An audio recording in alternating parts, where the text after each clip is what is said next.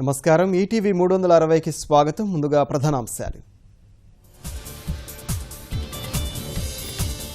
తమిళనాట అన్నాడీఎంకే చరిత్రాత్మక విజయం. వరుసగా రెండోసారి జయలలితకు అధికారం. బంగాల్లో మమతకు ఓట్ల వర్షం. 3/200 మెజార్టీ. వామపక్ష కాంగ్రెస్ కూటమి కుదేలు. అసోంలో భాజపా ఏకపక్ష విజయం. పుదుచ్చేరిలో కాంగ్రెస్కు పట్టం. కేరళలో ఎల్డీఎఫ్ విజయదుందుబి.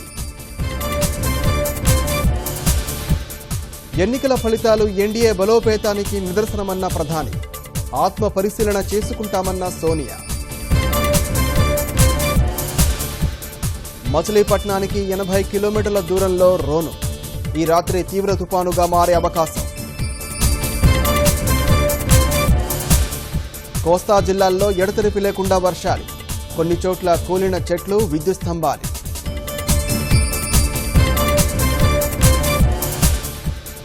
హుద్హుద్ రీతిలోనే ఈ తుపాన్ను జయిద్దాం. సర్వసన్నద్ధంగా ఉండాలని అధికారులకు సీఎం ఆదేశం.